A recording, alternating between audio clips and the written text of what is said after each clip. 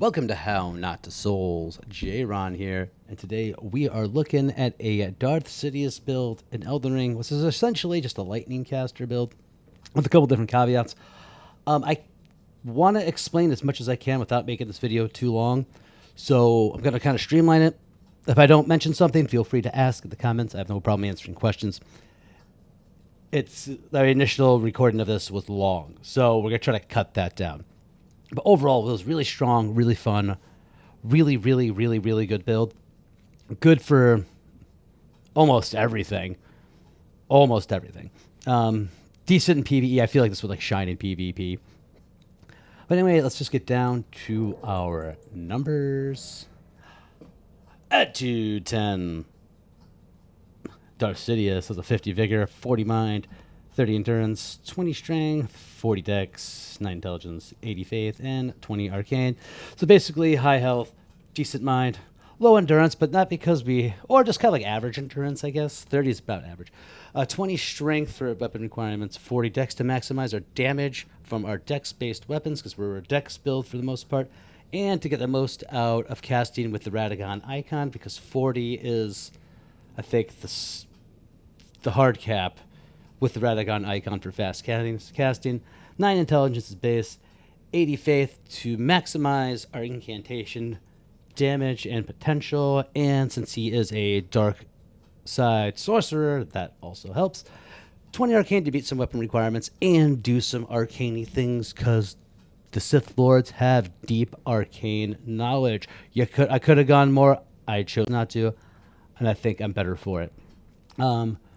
For our equipment, first and foremost, our mains were a keen Nagakabi, and on our second hand, Rivers of Blood. So it's kind of like a dual wield katana with Blood Flame Blade being our lightsaber on our Nagakiba. Also, Uchi works really well on this as well.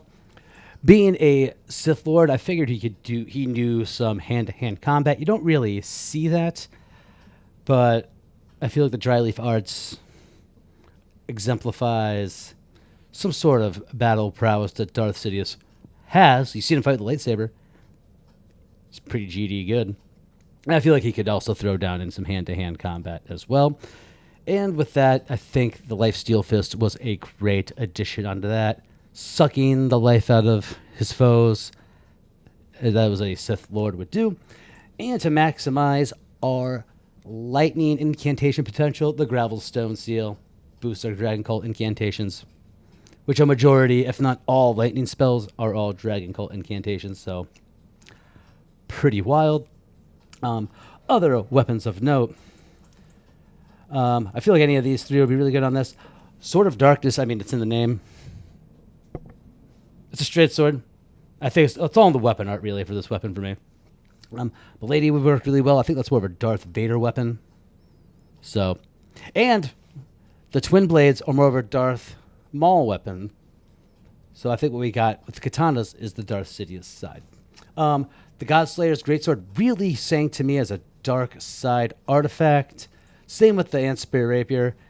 Creates some sort of pestilence, some sort of extra death to whittle down your enemies. Our lightsabers, like I said, the Keen Uchi Katana, the Nagakiba, and Rivers of Blood.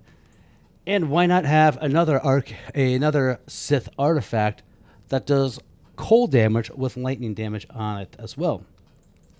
For the meteor side of things, a great katana with a spin attack, which the spin attack was not all that great. I tried it out with a few different situations. Not all that great. But maybe this just wasn't working for me. It could work for someone else. Dragon Hunter's great katana, Sith artifact that kills giant beasts. The Death Knight Twin Axes, really wanted to like this weapon. It just didn't fit. And it's in the name that it would be really good with this, but it just didn't fit. I think the Flower Stone Gal will be really good on this. That Ash of War, the Dragon Bolt, is pretty wild. And you can see we did stick with the Dryleaf Arts for our main martial combat, but we also had the poison on our footwork as well. And I think the Lightning Perfume Bow will work really well on this. It does kind of look like Force Lightning in a weird way, but it kind of has that vibe to it. Our armor set, on-box attire with a black knife hood, looks really good. And I think since Darth Sidious has a flash for the fancier things, the gold from the Death Knight's gauntlets and the Death Knight's greaves really shines on this. Also, a little note, the Death Knight set boosts your lightning incantations or lightning damage. So that also was a thing. I had a full set of the Death Knight rocking on some occasions. For our icons, our talismans, Erdtree's favors, all three of them were on at one point. The Phlox Canvas Talisman, also in tandem with the Faithful Canvas Talisman, a deadly duo on doing extra damage with our incantations. Like I said, we used the Radagon icon with our 40 dex to get maximization of our spell casting. And also the Godfrey icon for charge spells and skills. And a lot of our light incantations charge up. So that's extra damage. And other things of note, I won't explain just because it will take forever. Millicent's prosthesis, I think it's pretty much obvious why. Boosts our dex, increases our attack power with every attack. Winged Sword Insignia, same reason. Increases our attack power with every attack. Lord of Blood's Exaltation worked really well when we were in lightsaber mode with the Blood Flame on. We had a few moments where we were using rot-based things and poison-based things. Kendra's Rock's Exaltation worked really well on that, boosting our damage. And the two-handed sword talisman, the jump talisman, the dagger talisman, all three of those were pretty good with melee. And I would even say the axe talisman worked really well as well for charged attacks. And maybe if you're feeling a little funky, throw on the spear talisman for extra damage on counterattacks with a thrust attack. Because our katanas do have thrust attacks. That running R2. Love it. Love it. Love it. And our Wondrous Physic. Boom. Pretty much that the entire time. As soon as we got them both, opening hard tier, landing shrouding correct tier. No need for anything else. Maybe put on the poise. Like the poise tier. Like the poise breaking tier or the stance breaking tier. But that's about it. So the end your consumables are what your consumables will be. I will not get into those. That would be a forever conversation as well. Into our dark side powers or incantations if you want to be more proper about it. So this is our basic layout. That's pretty straightforward. That made our sword look like a lightsaber. There is our Force Lightning, our Mega Force Lightning that just destroyed everything. Surprisingly, though, when the enemies like slowly walk, it will miss them. Just keep that in note. I do love swinging a big electricity lightning sword that does kind of like a AoE. That was pretty awesome. So there's a lot of options you have for force push. This one worked pretty well. It has distance. It hits kind of hard, even though we weren't like it does holy damage. I feel that it works really well as a force push. Wrath from afar. Grail's War, there's a thing called Force Scream. And I feel like if a Sith Lord does Force Scream, it would debuff or frighten their enemies, make them weaker, do something. Because that's what Grail's War does. Debuffs your enemies and gives them some damage.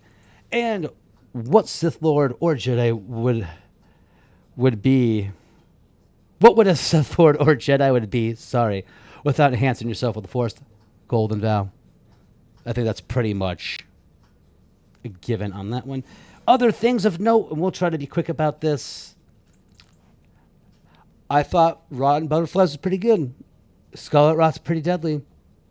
Pretty good. Pretty good. I don't like the charge up on it, but it's okay. It still puts rot on things and does some damage. It's pretty wild. Poison Mist, same kind of... let's say it just does poison. It's just a status effect that we can generate. Seemed like the thing a Sith Lord could generate or do. Swarm of Flies. A swarm of pestilence generated by the dark side to cause your enemies to bleed. I would say noble.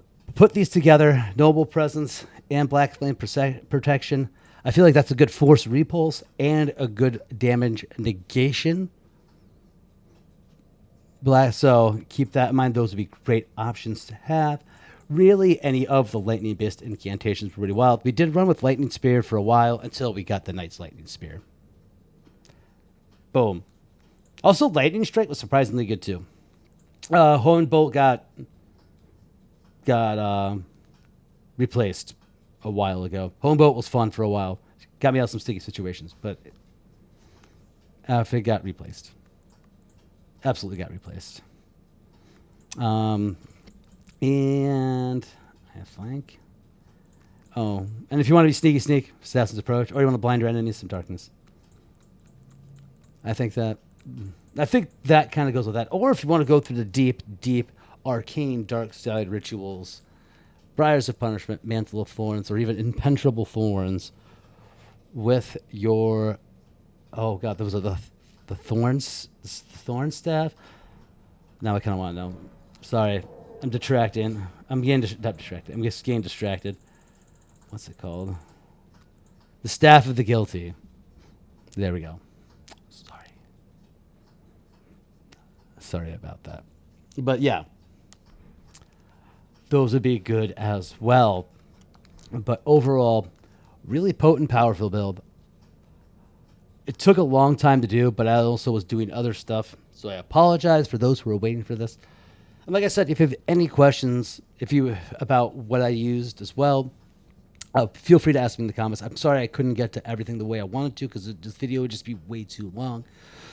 Anyway, I hope you enjoy the rest of the footage, and I'll talk to you later. Peace out.